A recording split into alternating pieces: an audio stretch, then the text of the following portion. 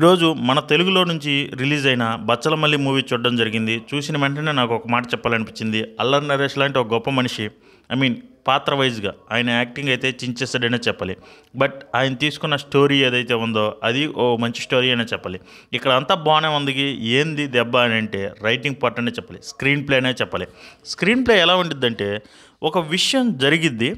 ఆ విషయం జరగంగానే సింపుల్‌గా చెప్పాలంటే హీరో వాళ్ళ నాన్నకి ఒక గొడవ జరిగిద్ది. బట్ దాని మెయిన్ కాన్‌ఫ్లిక్ట్ అంతా బ్యాక్ స్టోరీలో ఉండి వాళ్ళ తాత నడిపిస్తాడు. బట్ హీరోకి మాత్రం వాళ్ళ తాత అంటే అసలు కోపమే ఉండదు. హీరో వాళ్ళ నాన్న అంటే కోపం ఉండిద్ది.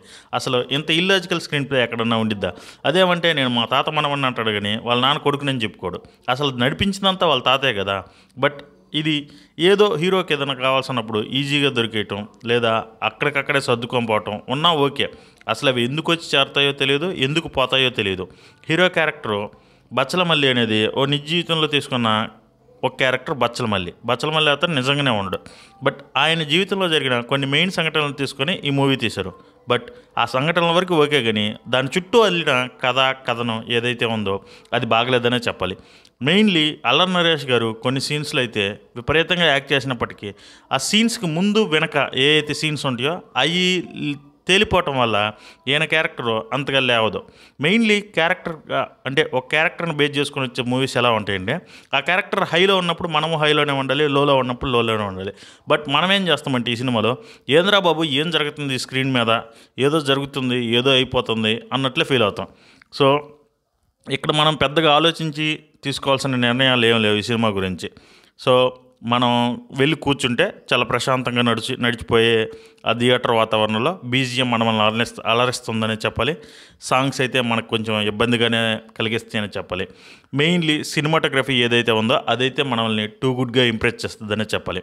ప్రొడక్షన్ వాల్యూస్ అంతంత మాత్రం అని అంటే లేదు అద్భుతంగా ఉన్నాయనే చెప్పాలి. సో కథనం ఈ మొత్తం దెబ్బేయటం వల్ల అల్లరి నరేష్ గారికి మరో ప్లాప్ తగ్గిందనే చెప్పాలి. సో ఎందుకంటే ఆయన రీసెంట్ ఇంటర్వ్యూస్లో ఒక మాట చెప్పినట్టే యావరేజ్గా మూవీ ఉంటే థియేటర్స్ సినిమాకి రావటం లేదు అని ఆయన నోట్లో చెప్పారు. కాబట్టి ఇది యావరేజ్ అని నేను చెప్పను. యావరేజ్ లాగే కనిపించే ఒక అద్భుతమైన సినిమా అనే చెప్పాలి. ఎందుకంటే ఆయన నటన వరకు ఆయన 100% చేశాడు. సో ఇక మీదటైనా అల్లరి నరేష్ గారు ఆయన క్యారెక్టర్తో పాటు మిగిలిన కథ చుట్టూ తిరిగే స్టోరీ కూడా తీసుకొని నీట్గా వర్కౌట్ చేసి వస్తే బాగుంటుందనే నాకు అనిపించింది. సో ఈ మూవీకి ప్లస్ పాయింట్స్ ఏమైనా అంటే సినిమాటోగ్రఫీ, బీజిఎం, అల్లరి నరేష్ గారి పర్ఫార్మెన్స్ అనే చెప్పాలి. మైనస్ ఏదన్నా ఉందంటే స్టోరీ, స్క్రీన్ ప్లే ఇవి రెండు. ఎందుకంటే ఇవి రెండు ఓల్డే. సో ఓల్డ్లో కూడా ఇంకా వరస్ట్గా తీశారనే చెప్పాలి మన డైరెక్టర్ ఎవరైతే ఉన్నారో అతను. మిగిలిన వాళ్ళ పర్ఫార్మెన్స్ ఓకేగా అనిపించిన అంతవరకు బాగానే ఉంటుందనే చెప్పాలి. సో మీ డెసిషన్ ఏదైనప్పటికీ నా డెసిషన్ అయితే మై రివ్యూ 2/5. సో అంతటితో సెలవు. మరలా యుఐతో కానీ విడుదలై పార్ట్లో కానీ రెండిట్లో ఏదో దాంతో మీ ముందుకు వస్తాను సరదాగా. Bye, love you for watching.